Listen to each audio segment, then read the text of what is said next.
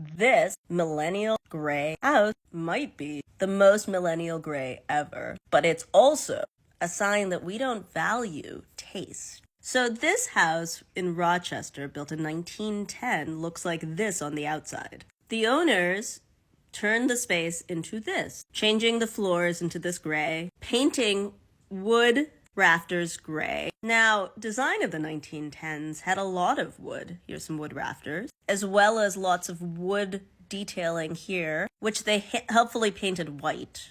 So much white over wood. Thankfully, they didn't rip it out. And for example, they kept the rounded doorway. Though I do wonder what tile is underneath here, because there must have been some pretty tile in here. Now, the 1910s did have certain kinds of aesthetics, like a full room where your chair and your carpeting and your everything matched. And it had a lot of florals, pastel colors sometimes. And the thing about a historic house is we have to keep living. So you don't necessarily want to live in a museum, but plenty of people can update these spaces and keep certain aspects of the past, like this very historic wallpaper, with parts of the today, like this sectional. But the thing about creating a space that balances history and today is that, one, you have to have the patience to find those things that work. And we live in an instantaneous world. So a lot of people don't have that patience. And then two, you have to have a willingness to grow your personal taste. You have to say, hey, I really like that throw, even though it doesn't necessarily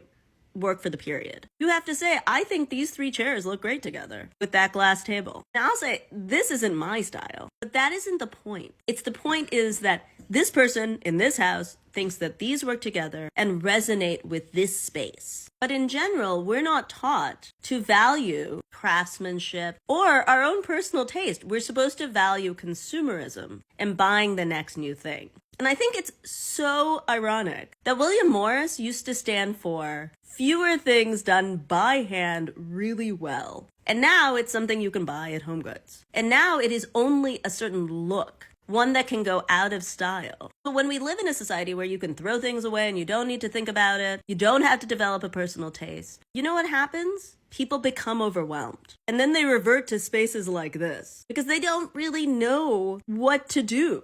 And they're stuck living in sad gray.